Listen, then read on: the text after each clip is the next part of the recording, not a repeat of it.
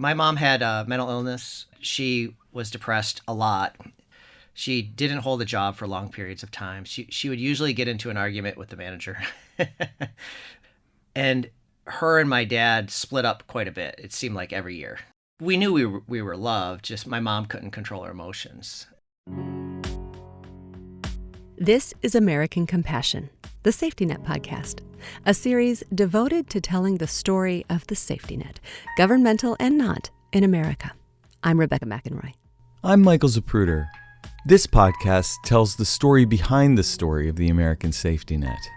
It's the story of those who had the vision, those who continued the vision, and it's the story of at least one man who's developing and expanding a vision for the American safety net into the 21st century and beyond. Aaron Gray is the founder and CEO of Findhelp.org. The summer before I went off to college, things were going really well. In fact, my mom got a job as a janitor at the local community college. And it was one of the only times where she had a job where she wore a uniform with her name tag on it, and she had health insurance. Her and my dad had gotten back together a couple of months before, and for the first time, we were in the middle class. But tragedy struck because she came down with flu-like symptoms, and she went into the hospital. They discovered that something was going on with her brain. They diagnosed it as encephalitis. Encephalitis is very rare. The symptoms of this happen way before. It's a lot of mental health type issues, moodiness, delusions, things like that. So, long story short, she made it out, and then eventually she came home and she didn't know who we were, because with encephalitis, it's like it erased 20 years off of her memory. Where does empathy come from? Are we born empathetic, or do we learn it through life experience, by stories, from our family? Empathetic people don't always become great leaders, but great leaders are rarely not empathetic. I think if you don't care deeply about other people, by definition, you can't really be an historic president. You might be a popular president, but you're not going to be an historic president. Jonathan Alter is a journalist, documentary filmmaker, producer, and author of several presidential biographies, including The Defining Moment, FDR's 100 Days and the Triumph of Hope. As we continue to unravel the story of the American safety net, let's get a better understanding of the man who reshaped the American presidency, perhaps saved America from revolution, and created the foundation of the American safety net. Franklin Delano Roosevelt.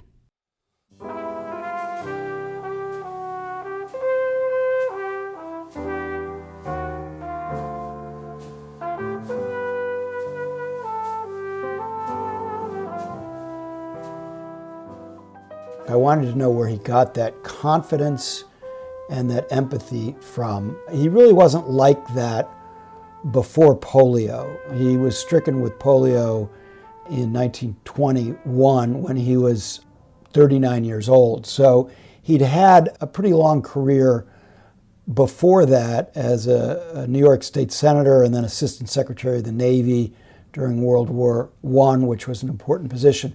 And Frances Perkins had met him in 1912 when he was in the New York State Senate. And she thought of him then as a snob. And that great uplifting face, looking upward, great gesture of confidence that inspired a nation, she thought that he was turning up his nose in those days. He had begun to have a little bit of interest in poor people through Eleanor, because she was working in a settlement house on the Lower East Side when they were dating. And she would talk to him about it, and he was interested in it. And then when he was first campaigning for the state Senate, he noticed that he kept hearing from voters talk about security. They didn't feel secure. These were mostly apple farmers, upstate New York, which is the district he represented. They didn't feel secure. So that idea of security got into his thinking in a big way. And it was not just social security that came out of that, but collective security internationally, which is the foundation of our global international order now. the United Nations was basically about this idea of collective security, and Roosevelt, of course, was the founder of the United Nations. But still, through the teens, he doesn't show any particular interest in social welfare programs or using government to lift people up, lift up the needy. And then after he's stricken with polio, he's depressed. He goes out on a small houseboat with his secretary, trying to figure out what to do with the rest of his life. And around that time, he finds this ramshackle old resort in a place called Warm Springs, Georgia. The reason he's interested in it, there are these mineral waters there that he feels are therapeutic for his polio. Remember, he's lost the use of his legs. He basically, although he refused to be photographed in one, used a wheelchair for the rest of his life. He would kind of pretend to walk with the help of bodyguards or his sons, seeming like he was moving forward, but he really couldn't walk. He never gave up hope, though, that he could, at least until he was president, was too busy. So at Warm Springs, he was working to regain the use of his legs. They called him Old Doc Roosevelt because he was always trying to tell the medical community that these mineral waters worked and that they actually could help you regain the use of your legs.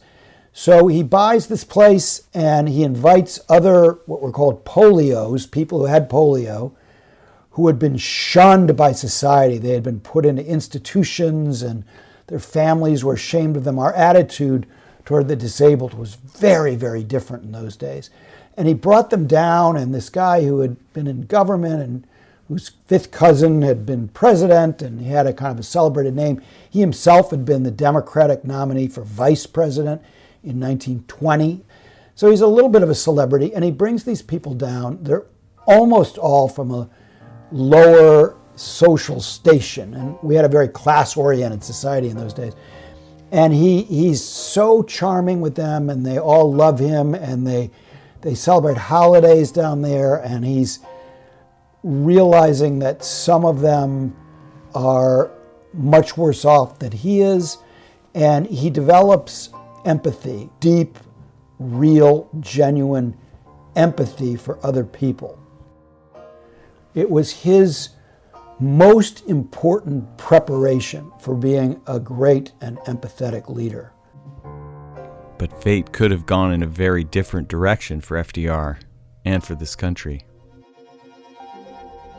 I've been a journalist for close to 40 years, but I've also always been interested in history, and I always wanted to write a history book, and I procrastinated longer than I should have. But when I was in my early 40s, I signed a contract with Simon & Schuster to write a book about Roosevelt in his first 100 days. And my way into it was not really related to the topic of this podcast, but I did a piece for the Today Show. The piece was about what were the great what-ifs of the 20th century.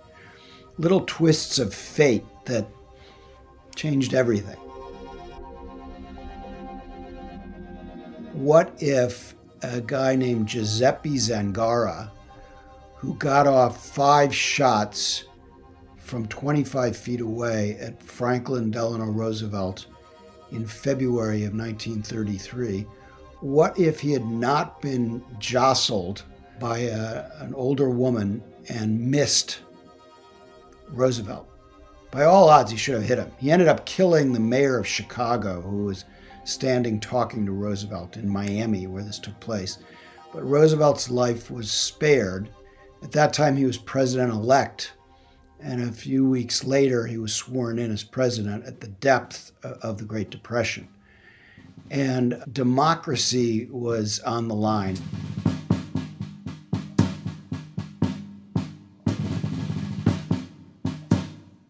But why was the country in such peril democratically? Things change enormously when the Great Depression hits. H.W. Brands is a historian, biographer, and author of over 30 books of history, including American Colossus, The Triumph of Capitalism, 1865 to 1900.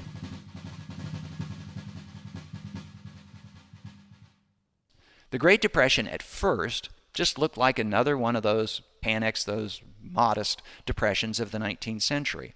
But if you're an economic historian, you would note that the American economy was kind of like a pendulum. It would go from prosperity to recession, prosperity to recession. But the swings of the pendulum kept getting larger. So the first depression of the industrial era in the 1870s pushed it this far in the direction of bad times. And then it recovered and went back. But then the next one in the 1890s went farther. And then there was one that was emerging in the 1910s, but the U.S. went to war, and that stifled that recession. But by the time the 1929 stock market crash and the ensuing depression comes along, it's like it's gone way like this. And if the pendulum keeps going farther and farther, at some point, it might break the system entirely. And there were many people, by the time Franklin Roosevelt got elected, by 1933, when he launches the New Deal, who thought that it's possible that capitalism simply will never recover on its own. Because capitalism hadn't been around for very long. It hadn't been around as long as, this time, Theodore Roosevelt's died, but it's only a little bit older than Franklin Roosevelt. He was born in the early 1880s. And so nobody had any confidence in the theory of the business cycle, that this is a self-correcting mechanism. No, it's if the pendulum gets wilder and wider, eventually it blows up. And maybe that's what happened. And so Republicans like Herbert Hoover said, just be patient, and it will correct itself. But it didn't. This was the longest depression, the deepest depression in American history. And so by the fourth, fifth year of the Depression, people like Roosevelt said, we got to do something about this. Even leaving aside whatever your views on economic theory are, people are suffering. This is when the idea of the social safety net really kicks in. The Hoovervilles, the shanty towns, the hobo villages of the Great Depression, these were really visible signs that people were in trouble and something needs to be done.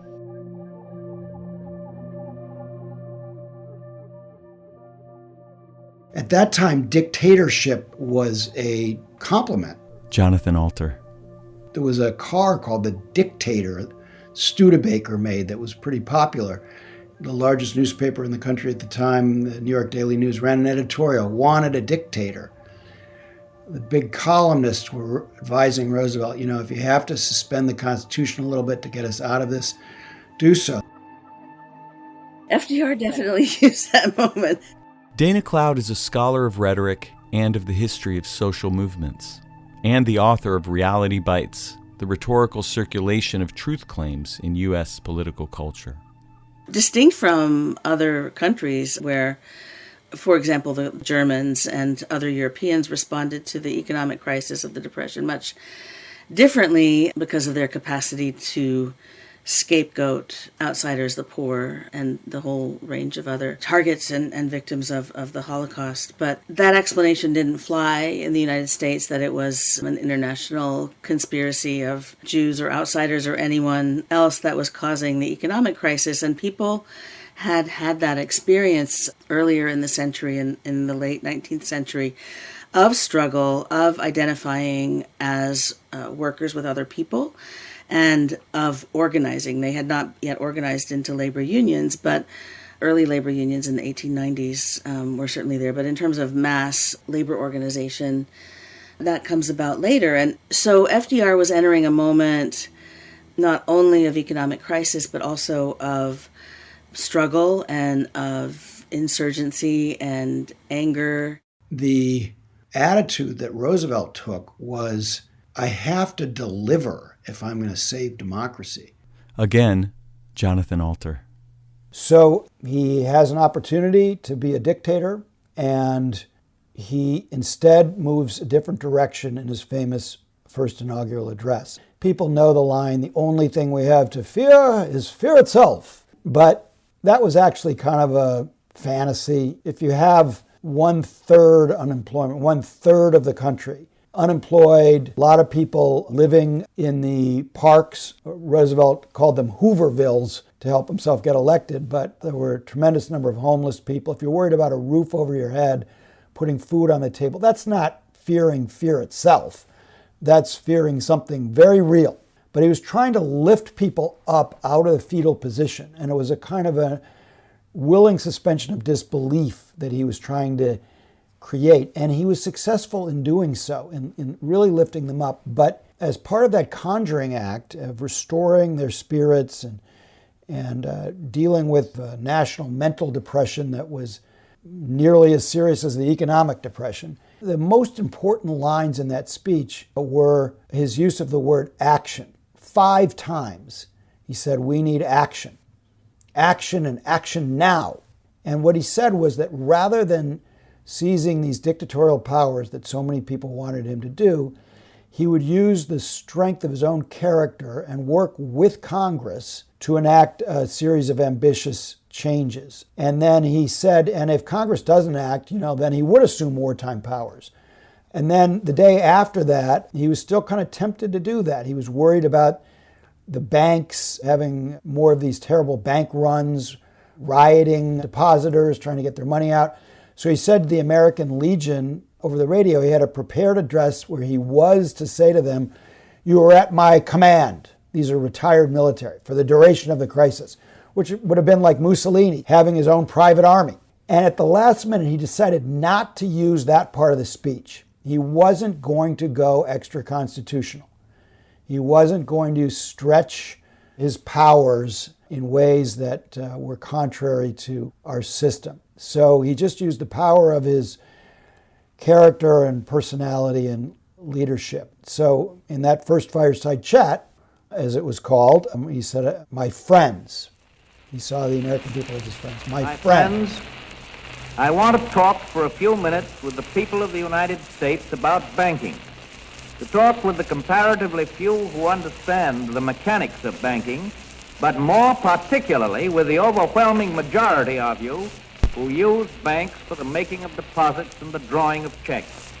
I want to tell you what has been done in the last few days and why it was done and what the next steps are going to be. I recognize that the many proclamations from state capitals and from Washington, the legislation, the Treasury regulations and so forth, couched for the most part in banking and legal terms, ought to be explained for the benefit of the average citizen. I owe this in particular because of the fortitude and the good temper with which everybody has accepted the inconvenience and the hardships of the banking holiday. And I know that when you understand what we in Washington have been about, I shall continue to have your cooperation as fully as I have had your sympathy and your help during the past week. And he convinced the same people who had been having these terrible bank runs. You remember the old movies where they pull down the shade and, no, the bank's closed, you can't get your money out. And at that time, that was all the money that people had. There was no deposit insurance yet. That was something that Roosevelt later put in. So they got their money out, as many of them as they could, and they put it under their mattresses, and then they slept with a gun. So Roosevelt says in his first speech, hoarding has become terribly unfashionable. Please take your money out from under the mattress and redeposit it in the banks as they reopen under my plan. And millions of Americans did that. Let me make it clear to you that the banks will take care of all needs, except, of course, the hysterical demands of hoarders. And it is my belief that hoarding during the past week has become an exceedingly unfashionable pastime in every part of our nation. It needs no prophet to tell you that when the people find that they can get their money, that they can get it when they want it for all legitimate purposes, the phantom of fear will soon be laid. People will again be glad to have their money where it will be safely taken care of and where they can use it conveniently at any time. I can assure you, my friends, that it is safer to keep your money in a reopened bank than it is to keep it under the mattress. So that's leadership. If you can get people who had just been terrified about their money to go and redeposit their money in the banks. And they did it, and the economy stabilized. It was still years before we were fully out of the Depression. It wasn't until we started supplying arms to our allies at the beginning of World War II that we fully got out of the Depression. But things really looked up and people had their hope back, and we started a series of programs that we have to this day, and we established a new social contract. That's the key. A new social contract. So they called it the New Deal. What's a deal? It's a contract. And the social contract was about what we owe each other as a people, what wealthier people owe in taxes and ordinary Americans owe in being patriotic and community spirited and joining the armed forces, and then what the government owes us for all that we do. So that social contract can be redefined in various ways, but it's a very important foundation for all of the social welfare programs that followed.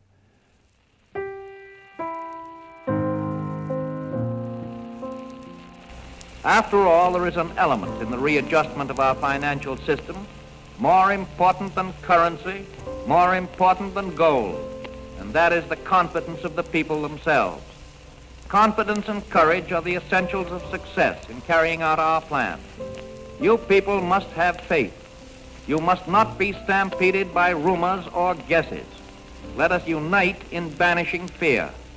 We have provided the machinery to restore our financial system, and it is up to you to support and make it work. It is your problem, my friends, your problem no less than it is mine. Together, we cannot fail.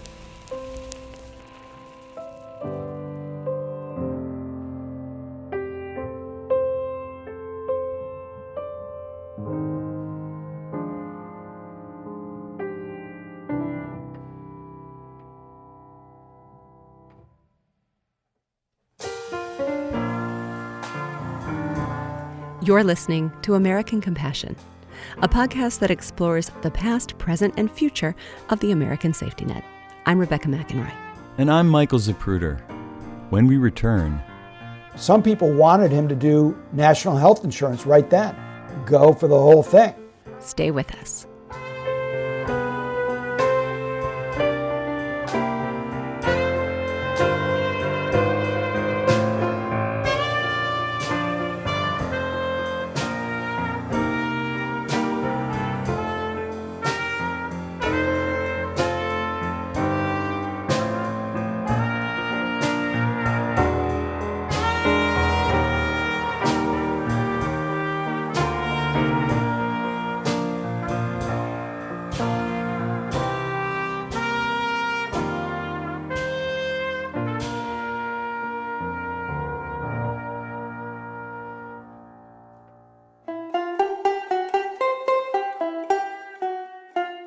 Welcome back to American Compassion, the Safety Net podcast. I'm Rebecca McEnroy. and I'm Michael Zapruder. The New Deal programs and projects were designed to restore prosperity to the American people, to stabilize the economy, to get people back to work, to safeguard against another depression, to give people a sense of security. But FDR did much more than that. H.W. Brands. In very many ways, the most important contribution of Roosevelt to all of this was to give ordinary people in America the belief that government was on their side. Because until this point, government had generally been seen, first of all, back in the 19th century, as being on the side of business. And indeed it was. When the Republicans came to power in the 1860s, that Republican Party was pro-business. And pro-business in the sense that we're going to pass legislation that benefits business. It didn't mean that they were anti-ordinary people, but to the extent they thought about it, they would say, okay, if business thrives, then they hire people and people thrive. But at critical moments, government became anti-labor. So until Theodore Roosevelt became president, every time there was a violent strike, the National Guard, even sometimes federal troops, would be brought out, and they always were in effect on the side of business, of management, and in effect always against labor. Now that's going to change too under Franklin Roosevelt. With Theodore Roosevelt levels the playing field. So from Theodore Roosevelt forward until the 1930s, government is more or less neutral between business and labor. When Franklin Roosevelt comes along, Franklin Roosevelt quite consciously tilts government in favor of labor. So there were a couple of measures that were sometimes called the Declaration of Independence for Labor. And originally there was something called Section 7A of the National Reconstruction Act. It basically guaranteed workers the right to organize. And that was overturned by the Supreme Court, but then the Wagner Act was passed, named for Robert Wagner, a senator from New York. And this is what, even to this day, guarantees that when workers at Amazon, they want to form a union, they have a right to do that. Before then, if people are starting to mumble about creating a union, they'd all be fired. And there was no recourse. This is an aspect of the safety net, although it's not usually categorized that way, because it empowers labor to defend workers. And it's also worth noting here that it allows organized labor unions, to develop pension plans that complement, in some cases greatly outstrip, Social Security pension plans. And so the thinking here among those advocates of labor unions is that actually we're not that crazy about having government do this, but we want workers to be able to do it for themselves. Except they can't do it by themselves individually, because a single corporation has way more economic leverage than any individual worker. But if you can make sure that the workers can organize, then all of the workers who work for Ford Motor or General Motors, together, they can negotiate a fair deal with management. By themselves, they can't. The role of government here is to make sure that they can organize, to level the playing field. Oh, I should add one thing here, and that is that nearly every program that emerged in the New Deal in terms of the alleviation of poverty, creating the safety net, had been road tested at the state level. And it's not at all unimportant that Franklin Roosevelt had been governor of New York. He was governor of New York when the stock market crashed, and he was governor of New York during the first 3 years of the Great Depression. And so he could try out programs. The first program, the most basic program, was what they unapologetically called the dole. And people who were without income, they just got checks. This is money for you. And then there was the job-making programs. And so we'll put people to work. There was a state version of what became the Civilian Conservation Corps and the WPA. So one of the things about Franklin Roosevelt is that he was quite an experimentalist. And he openly said, we got this big problem. The country's never faced anything like this, and we will try something. If it works, great. If it doesn't, we'll try something else. And so he was just the opposite of an ideologue, somebody who said, I've got all the answers, we're all written down here, we're going to follow the playbook. It was, we're going to try this, we're going to try this. And the main person he looked to for ideas on what to try as soon as he got into office was no surprise. Frances Perkins was the first woman ever to serve in the cabinet. Jonathan Alter. And a few months earlier, when Roosevelt had her in to talk about becoming Secretary of Labor, and at that time she was the labor commissioner in the state of New York, where Roosevelt was governor, he brought her over to his townhouse on 65th Street, which is now Roosevelt House, and they have events there. And he calls her into the library and starts to talk to her about becoming Secretary of Labor, and she says, well, I'm not interested unless you're interested in social welfare, in more labor rights, old age security, which a couple of years later became Social Security. And so what he said to her was, he was very agreeable. He said, yes, we'll do all of this. But it wasn't that easy, and Frances Perkins knew it. President Roosevelt had quite a few tasks in those first 100 days. And he wanted to make sure things would work if he got behind them. Perkins makes these requests of the president-elect and says that she doesn't really want to do the job if he won't agree, but she knows that he says yes to everybody, so she kind of knows that it's going to take a little while. Then when he becomes president and he has a lot on his plate, like structurally to change the banking system, and he started the Civilian Conservation Corps, which put 3 million men eventually to work, no women, planting 3 billion trees, and the National Recovery Act, which had a lot to do with bringing prices up so that business could revive, and he basically ends up rescuing the country.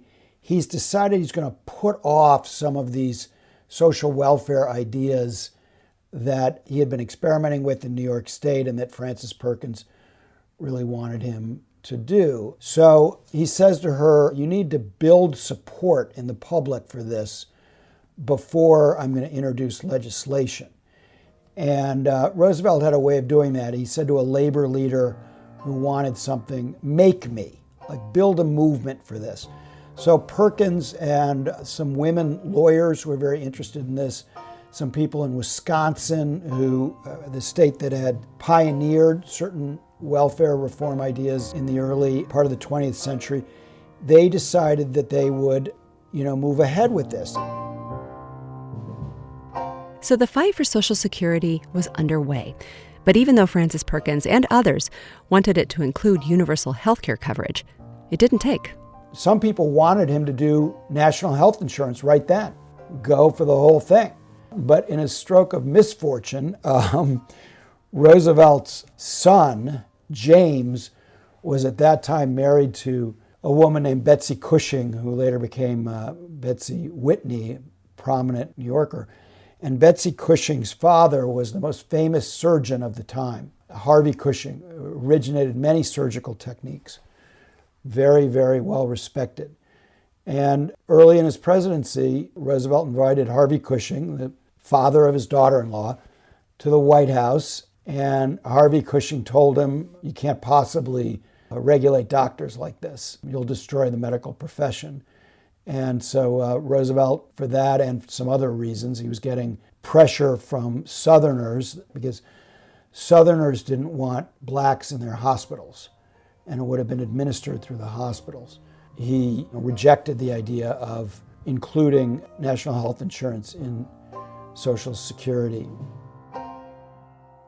So, Social Security does not include the controversial healthcare piece, but his opponents were relentless in their criticism.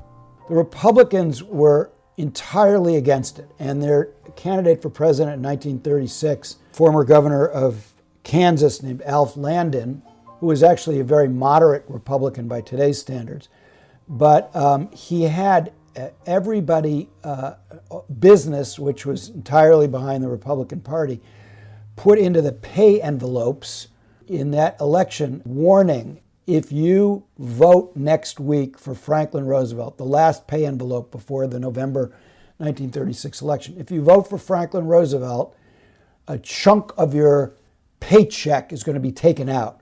The actual payroll deductions weren't scheduled to start. The financing of Social Security wasn't scheduled to start until 1940. They needed 5 years to phase it in. But he was saying to them, if you vote Democratic, you're going to get less in your paycheck every week. He ended up carrying 2 states.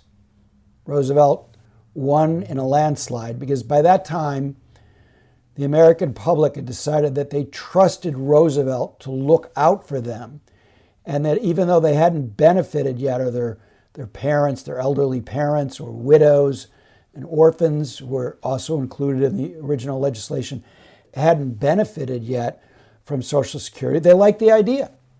And so they reelected Roosevelt. And then Social Security began in 1940, and it's become the most popular social program in American history. But even a landslide victory and the confidence of the American people didn't mean FDR was in for a smooth ride when it came to passing Social Security. There was resistance within the Democratic Party. They were not accustomed to the federal government being involved in this.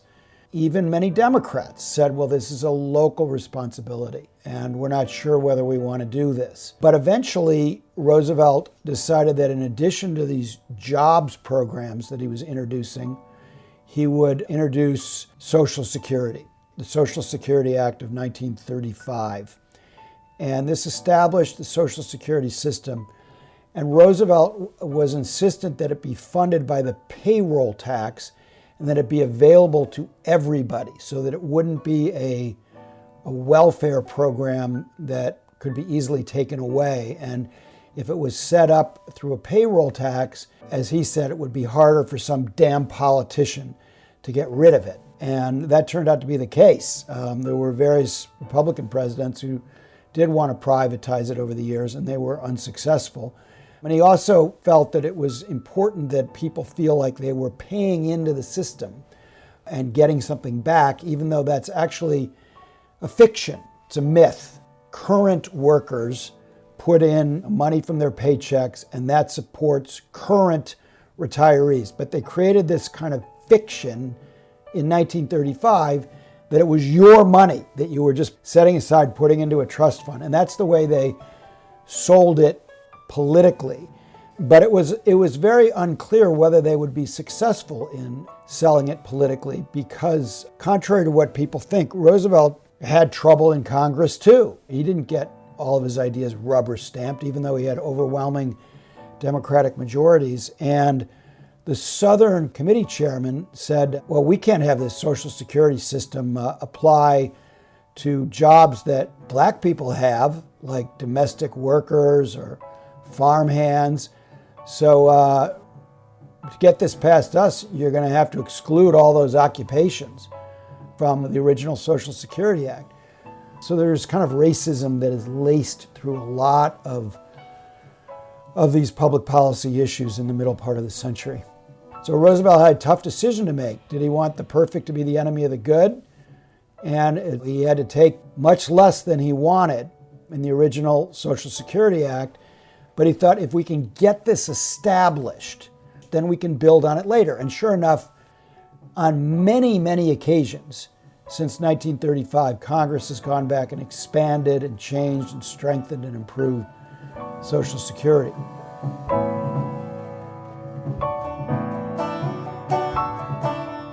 You're listening to American Compassion, the story of the past, present, and future of the American safety net.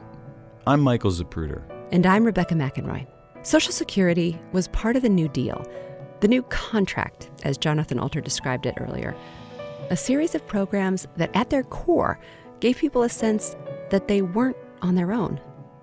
What Roosevelt had that we could borrow from now is this idea of collective effort. So Roosevelt said, if you're part of the National Recovery Act, put a decal in your window. The symbol was a blue eagle on a decal, and underneath the blue eagle, it said, we do our part.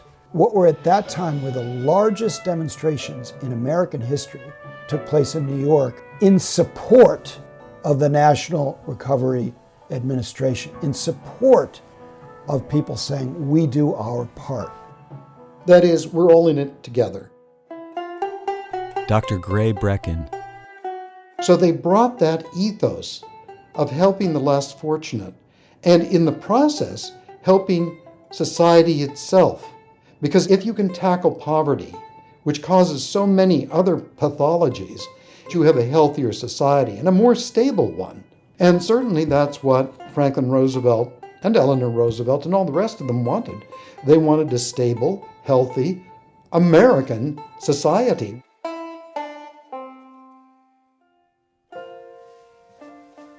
And this ethos of community, a collective national identity based on collective support and shared responsibility, was woven into every New Deal project in ways we are still discovering today.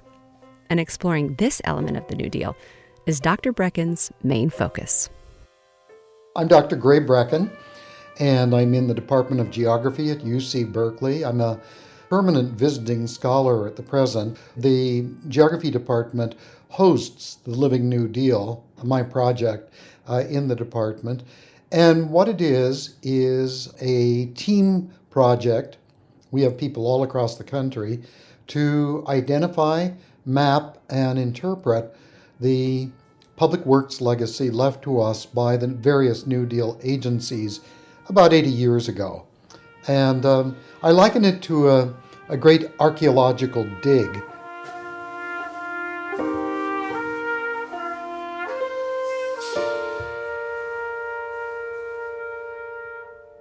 One of the things that's most surprised me about what we're discovering about the New Deal is the importance of aesthetics in it.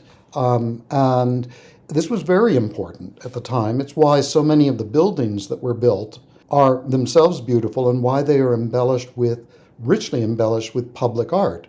part of the reason for that is that the Roosevelts themselves were wealthy, and they, like the wealthy, had the advantage of all that money can give, especially the Grand Tour, and seeing great works of art in Europe. And they wanted to actually let Americans have the same advantage that they had had by seeing art in public places where there had never been original art before. Now, during the Depression, it was also very important to put artists to work, not just visual artists, but musicians, dancers, actors, etc., because they're the first people to suffer and starve in a depression as they were at that time. So the New Deal projects created these various art projects to put people to work, but at the same time to let Americans have something like the same kind of cultural advantages that the wealthy had once had. I think you see this best in the post office murals. No other country in the world has a nationwide gallery of public murals and sculpture like the United States does. It was all created at that time, and it was to embellish these post offices, whether they were older post offices or the over 1,000 post office buildings that were built at that time, which are often the best buildings in many small towns. And people in these rural towns had never seen original works of art, let alone heard live music performed by a WPA orchestra or band. What they saw in the post office was themselves, their history, and their landscapes reflected back to them. That had a tremendous importance to them because what the New Dealers were concerned about was giving people back the self-respect that they had lost during the Depression through unemployment. Most Americans want to work. We pride ourselves on our work. It gives us meaning, as well as allowing us to support our families and ourselves as well, too. When you lose that, as so many people did at that time, you lose your self-respect, and from that comes all sorts of pathologies, severe depression, suicide, all the things that were going on when Roosevelt came in. Now, think of what it means for you to go into a post office and see your community, the industries, yourselves reflected back to you. Think of what it means to go into a post office for the people who work there and see themselves and the work that they do and how important it is to sustaining a civic culture reflected to them on the walls and in sculpture. About a quarter of the New Deal art in post offices actually celebrates mail processing and delivery as essential for a civilization. I think that it gave people the kind of self-respect and dignity for doing work that we really don't think about, as we don't think about water delivery and all these other things. We take it for granted, but we shouldn't, because it's essential for a civilization. Hospitals. Much of the New Deal artwork was within hospitals, not only to show people working, like in the hospital at Harlem, for example, which shows black healthcare workers ministering to African Americans in Harlem, but it also is there to improve the spirits of the patients who are in the hospital, such as in tuberculosis wards and polio wards, for example, where you would get a lot of children. And these hospital wards had previously been quite bleak, but they were decorated with murals and artwork to cheer up the people, to help them out in their convalescence. There's a beautiful orthopedic school in San Francisco, and there are others around the country, Philadelphia and Cleveland and various others, which was dedicated to patients, particularly children, who had been paralyzed by polio, as had President Roosevelt himself. The one in San Francisco is in a kind of Moorish style. It's covered with beautiful Moorish tiles. It has stained glass windows, and that wasn't accidental. At the time, they said, we made this building as beautiful as possible to take the children's minds off their afflictions. And so you can see that they had this great interest in the healing value of beauty, but also of just raising people's spirits and making them feel good about themselves. It was very effective in that way.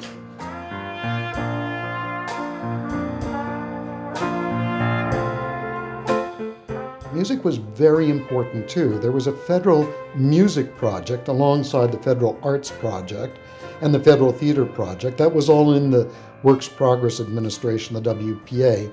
It only represented about 1% of the work that the WPA did, but it was very important.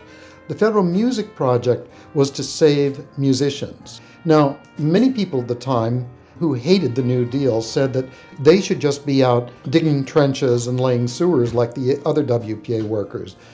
The man who was in charge of the WPA, Harry Hopkins, who had been a social worker, he'd worked in settlement houses, he knew that if you made artists work with heavy machinery, do manual labor, it would destroy not only their self-respect, but their livelihood, because they would never be able to use their hands again to do the kind of fine work that, say, a violinist needs to do for his or her livelihood. And so they always tried to, whenever possible, match people to their own skills and give them that kind of work. And if they didn't have those skills, give it to them.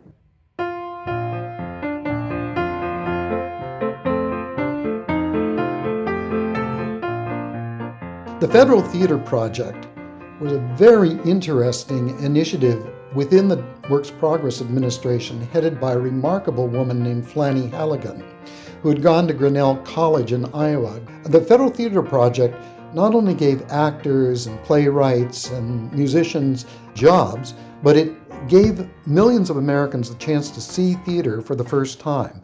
A lot of that theater was repertory. Shakespeare was taken out to people, Gilbert and Sullivan, but a part of the Federal Theater Project was something called the Living Newspaper. The Living Newspaper was plays that were written to tackle social issues of the time. That might have been low farm prices, for example, the need for rural electrification. But I think the most important of them was public housing and tenements, the terrible conditions that so many people were living in, if they even had shelter at that time. So there was a very interesting play done at that time, which took off on Franklin Roosevelt's statement in one of his State of the Union addresses, in which he said, "I see 1/3 of a nation ill-clad, ill-fed, and ill-housed." And so a play was written called 1/3 of a Nation, which was seen by millions of Americans, which addressed the issue of squalid tenements. It opens up with a New York tenement that bursts into flames. Imagine staging that. It's kind of tricky. The play called for 110 actors, and that put a lot of people to work at that time. But it took out to Americans the need for public housing to address the problems that so many of them were suffering at that time. And it showed them that only the government, the federal government, could actually address this issue, as it was at that time, because another one of the New Deal agencies, the Public Works Administration, which was in the Interior Department, began building massive public housing projects in cities around the country. And that began addressing some of the terrible problems of housing and public health. Another New Deal agency, very important, was the Civilian Conservation Corps, which, as Roosevelt said, would not only redeem unemployed young men, but it would redeem a land which had largely been ruined by over a century of exploitation. And so the young men who enlisted in the Civilian Conservation Corps, the CCC, and there were about 3.5 million of them who did it, and we're still benefiting from what they left us. Many of them were illiterate, unschooled when they went in. But because of the CCC, they not only gained self-respect for the kind of work that they did, which they carried through their lives. They would take their families back at the end of their lives to show them the kind of rock walls that they built in the state and national parks. They'd run their hands along these rock walls and they said, "I did this." And you could see how proud they were of the kind of craftsmanship. But they not only got trades that they could use later on, but every camp in the country, and there were over 4,000 of them, had its own school. They were given education as well as health care. They came out of those camps far healthier than they had been when they went in, and they came out educated. They could get a high school diploma, and many of them would go on and use what they had learned in the CCC to get careers in conservation, wildlife biology, forestry, soil conservation, all these things. So that was one example of how just one agency was responsible for giving millions of men self-respect and a means of making a living later on. So in less than 30 years, the idea of helping the poor and of lifting people out of poverty went from something many people had not really considered to a national ideal. Alleviating poverty became an American act of liberation. I think this was best summed up by Roosevelt in 1941 in a famous State of the Union address that he gave, in which he said that in addition to the freedom of speech and freedom of religion in the U.S. Constitution, First Amendment, we must add economic freedoms, and that is freedom from want and freedom from fear. And those are intimately connected because without freedom from want, you do not have freedom from fear. So freedom from want, that is freedom from poverty, is the first thing that we must tackle and address through democratic government. And then 4 years later, he enunciated actually in more detail an economic Bill of Rights, which all people should be entitled to. And he felt that this was the way to end war, especially to address freedom from want and freedom from fear. This is the way that we would end the war that we were fighting at that time. So that freedom from want and freedom from fear, as well as freedom of speech and freedom of religion, are integrated into the Universal Declaration of Human Rights of the United Nations, which was Franklin Roosevelt's idea. And the Universal Declaration was crafted and passed by his wife, Eleanor Roosevelt, in 1948. And it is fundamental. It states that freedom from want and freedom from fear are universal rights that should be available to everybody in the world. And that would actually short-circuit catastrophes like the Second World War that Roosevelt had to stay on to, in fact, fight after having initiated the New Deal. It's an astonishing record of accomplishment that I think is only comparable to Abraham Lincoln's in seeing us through the Civil War. I think it's even greater because Roosevelt addressed both the New Deal and the war, which he did not want to fight. He had seen the results of the First World War on hand in Europe, and he said, "I hate war." But he stayed on to do so, and unfortunately died suddenly just before the war was actually ended and didn't get to see it.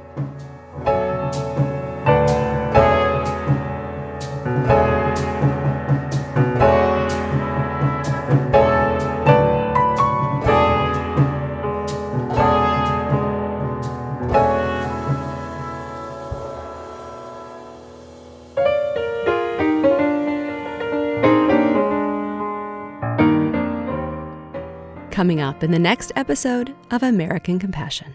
We can't see opinion change happening at one level at the top of society as if those changes in ideas are driving policy or driving struggle. I mean, when you think about the New Deal, it was a concession on the part of the working class. Probably 95% of the black population in America lived in the South.